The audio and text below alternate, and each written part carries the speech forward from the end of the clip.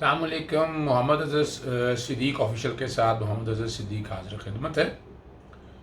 پہلے ویلاگ میں نے جسٹس قاضی فائز عیسیٰ کے کیس میں کوشش کی بات کرنے کی، اور ابھی 3 ایشوز ہیں. چونکہ میں کافی باتیں ہو چکی تھی، لیکن اب چونکہ وفاقی بجٹ ہے، بڑا امپورٹنٹ ایشو ہے.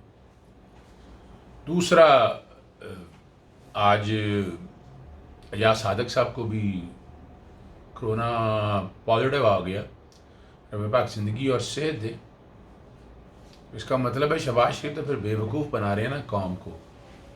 ان کی اولاد پوری جماعت کے نیب میں جانے کی وجہ سے ہو گیا. ان کے ساتھ کیا ہوا، یا شاہد خاقان کے ساتھ کیا ہوا، یا مریم اورنگزیبہ کے ساتھ، احسن اقبال صاحب کے ساتھ. اور آخری بات، نواز شریف کی تصویریں اب آنا شروع ہو گئی ہیں. یعنی قوم شاید بیوقوف بن رہی ہے. بہرحال چینلز کو سبسکرائب کرتے رہیے گا جی، تاکہ لیٹسٹ ویلاگ آپ تک پہنچتے رہیں، لیٹسٹ جو ویڈیو اپلوڈ ہو آپ تک آتی رہے.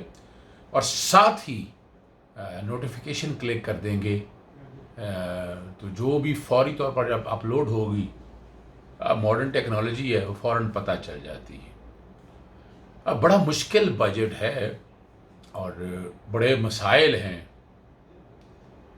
لیکن یہاں کچھ تھوڑے سے سخت فیصلے بھی کرنے چاہیے تھے. بجٹ خسارہ بڑا مشکل نظر آ رہا ہے. ٹھیک ہے، کرونا کے لیے آپ نے چند رقم رکھی ہے، کوئی تنخواہیں شاید نہیں بچا رہے آپ. پاکستان فوجی کا جو بجٹ ہے وہ فریز کر دیا ہے. لیکن ٹیکس ریونیو کلیکشن کے حوالے سے جو مسائل آنے ہیں، یقیناً آپ نے قرضوں میں بہت رقم ادا کرنی ہے، لیکن آپ کو کچھ سوچنا تو چاہیے تھا. میں بڑی امید کر رہا تھا کہ ریٹ لمیٹیشن ایکٹ میں جو اسحاق ڈار صاحب نے جو ظلم کیا تھا، ڈیٹ کی ڈیفینیشن بدلی تھی، وہ واپس اپنی جگہ آ جائے گی.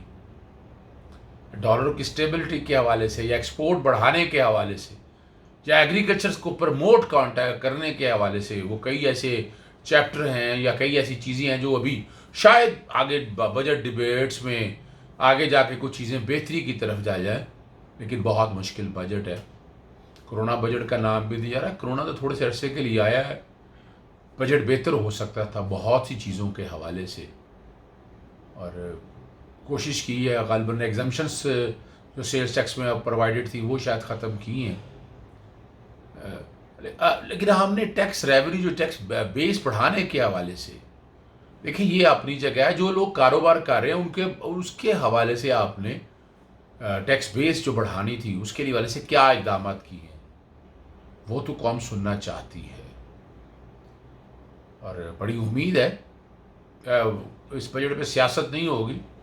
پازیٹیولی اپوزیشن اور حکومت ایز اے اسٹیٹس مین اس ملک کو آگے لے جانے کے لیے پازیٹیو سوچیں گے. اور میں بڑی امید کرتا ہوں، بجائے وہی جو پرانا وتیرہ ہے کہ میں ہوتا تو میں کیا کر لیتا، میں آسمان توڑ دیتا. بھئی آپ نہیں ہیں. اب جو ہے آپ اس ملک کے لیے سوچیں کہ بجٹ کیسے بہتر ہو سکتا ہے. بجائے تنقید کے کریں تنقید بھی آپ، لیکن پازیٹیو چیزیں لے کے آئیں.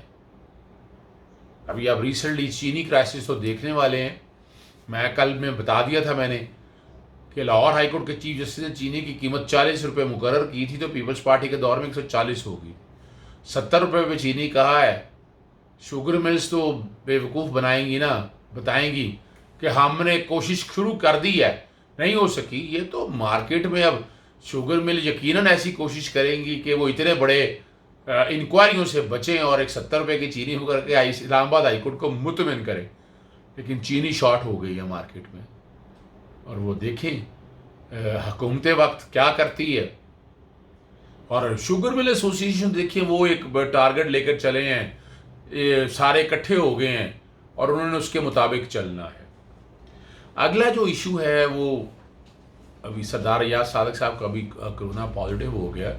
اللہ تعالیٰ زندگی اور صحت دے تمام پاکستانیوں کو، مسلمانوں کو، پوری دنیا کے اندر. اس سے پہلے شہباز شریف صاحب، اس سے پہلے شاہد خاقان عباسی، اس سے پہلے مریم اورنگزیب، اگر آپ یہ ساروں کو دیکھیں، یہ سارے غالباً نیب میں گئے تھے.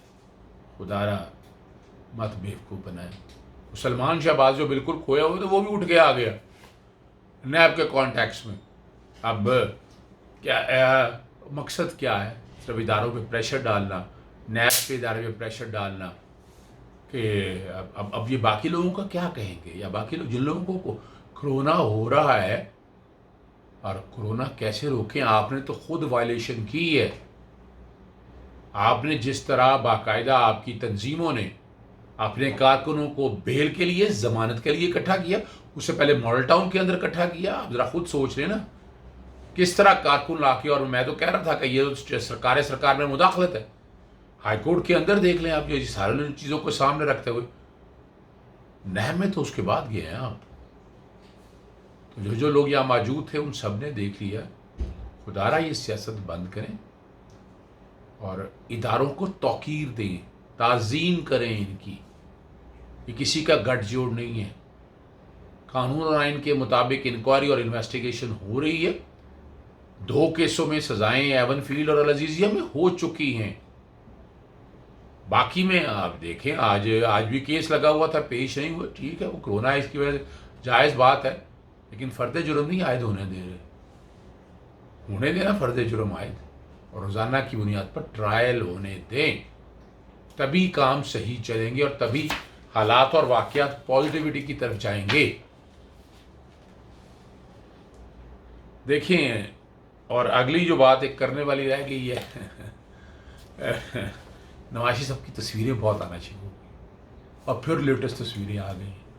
باہر پھر رہے ہیں، سیر کر رہے ہیں. اچھی بات ہے، یہ تو اچھی صحت کی نشانی ہے. اس کا مطلب ہے علاج ہو گیا مکمل. اور چیک بھی کیا تھا وہاں صرف ماں سوائے لوکل کلینکس وغیرہ کے حوالے سے وہاں پرابلم ہے، لیکن ایمرجنسیز اور سارے ہاسپٹلس کھلے ہوئے ہیں. ڈاکٹر عدنان پاکستان آ چکے ہیں اور نواز شریف صاحب کے پلیٹلیٹ سب اپنی جگہ موجود ہے. پچھلے جتنے عرصے سے ہم نے دیکھے نہیں پلیٹلیٹ نیچے جانا یا اوپر جانا. 8 ہفتے کی ضمانت اسلام آباد ہائی کورٹ نے دی تھی اور کہا تھا پنجاب حکومت کو 401 تک ایکسٹینڈ کر سکتی ہے. وہ تو خارج کر دی ہوئی ہے. اب تو ضمانت آپ کی خارج ہے. کس کیپیسٹی میں ملک سے باہر رہ رہے ہیں؟ لاہور ہائی کورٹ نے تو ضمانت کی بنیاد پر آپ کو کہا تھا 4 ہفتے کی، اور وہ انڈرٹیکنگ لے کر دی تھی. وہ انڈرٹیکنگ انفورس کون کرتا ہے، کس طرح کرتا ہے؟ نہ وفاقی حکومت کہیں نظر آ رہی ہے، نہ صوبائی حکومت کہیں نظر آ رہی ہے، نہ نیب کا کردار کہیں نظر آ رہا ہے. اور وہ تصویریں منہ چڑھا رہی ہیں اس نظام کو، اس سسٹم کو، اور ثابت کر رہی ہیں کہ طاقتور آدمی انٹچیبل ہے. باتیں دیکھیں آپ کے سامنے، کیا کیا کچھ باتیں کرتے رہے تھے نواز شریف صاحب اور مریم نواز. سارا ہم نے دیکھا جب ہائی کورٹ اور سپریم کورٹ کے فیصلوں کے خلاف، کہ جس میں نااہلی ریویو خارج ہو چکی ہے، لیکن توہین عدالت ہر کوئی کرتا ہے کہ اقامہ میں خدا را قانون پڑھیں. سزائیں ہو چکی ہیں. سزائیں سے مراد میں اگلے نیب کے حوالے سے باتیں کر رہا ہوں، لیکن یہاں تو مس ڈیکلریشن ریویو بھی خارج ہو چکا ہے. آئین کی بالادستی نہیں ہے یہ. To act in accordance with law. Article 4 پڑھیں، آرٹیکل 5 پڑھیں، اور یہ آرٹیکل 25 بھی پڑھیں. ہم سب کے لیے بہتر ہے تاکہ بہتری کی طرف جائے. اجازت دیجیے گا. بہت شکریہ. السلام علیکم.